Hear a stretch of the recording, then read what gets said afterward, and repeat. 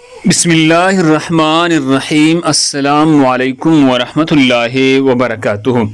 ناظرین گرامی، اپنے بچوں کو نماز کا حکم کرو۔